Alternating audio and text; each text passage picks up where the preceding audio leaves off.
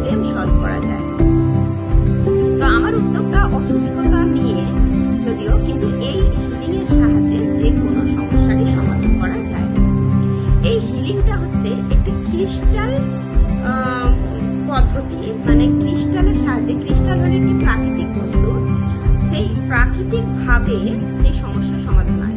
আমাদের শরীরে যে 7টি চক্র আছে, এটা হচ্ছে ক্রাউন চক্র, থার্ড আই চক্র, থ্রট চক্র, হার্ট চক্র, নাভি 2 ইঞ্চি উপরে থাকে সোলার চক্র, 2 ইঞ্চি নিচে থাকে সাইক্রাল চক্র, এবং মেরুদণ্ডের যে শেষ প্রান্ত সেখানে থাকে মূলাধার চক্র বা রুট চক্র। এই চক্রগুলোকে যখনই ব্যালেন্স করা হয়, যে চক্রটা ইমব্যালেন্স থাকে সেই জায়গা থেকে আমাদের সমস্যা সৃষ্টি হয়, এবং এই ইমব্যালেন্স চক্রাসকে যখনই ব্যালেন্স করা হবে তখনই সেই সমস্যার সমাধান হতে শুরু করে। এটি একটি গ্রিক মিশরীয় সভ্যতায় এই চিকিৎসাটা তখন ভালো কার্যকরী ছিল, এখনো আছে, কিন্তু আমাদের এখানে এতটা প্রচলিত নয়।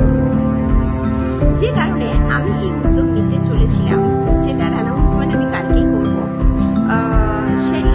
তো ক্রিস্টাল হিলিং এর সাহায্যে একটি চিকিৎসা পদ্ধতি, যেটা থেকে দেখুন, শরীরে জন্ম থাকলে মৃত্যু হবে, এটা তো যেমন সত্যি, তেমনই শরীর থাকলে সেটা অসুস্থ মানুষ হবে। আমরা যে জামা একটা পরছি, সেই জামাটা কি আমরা সারা জীবন লাইফ টাইম টিকিয়ে রাখতে পারবো? তা পারবো না। জামা আমাদের একসময় ছিঁড়ে যাবে, রং চলে যাবে, এসব হবে। তেমনি এই শরীরটা তো হলো একটি আত্মার একটি পরিধান মাত্র। তো আত্মা কি হয়, সবসময় আমাদের শরীরকে চেঞ্জ করে, একটা শরীর ধারণ করে, এবং সেই শরীরটা নষ্ট হয়ে যায়, তখন সে একটা অন্য শরীরকে ধারণ করে। তো এই ক্রিস্টাল হিলিং হলো একটি আধ্যাত্মিক শক্তি, আধ্যাত্মিক শক্তির সঙ্গে যোগ আছে। যেমন একটি গাছ ধরুন বড় হচ্ছে, আজকে যে সাইজটা ছিল কালকে সেই সাইজটা দেখে আমরা বুঝতে পারবো যে গাছটা বড় হয়েছে? বোঝা যাবে না। কিন্তু যখন সেটা 1 মাস বা 15 দিন পর দেখবো, তখন বুঝতে পারবো যে হ্যাঁ, গাছটা একটু বড় হয়েছে।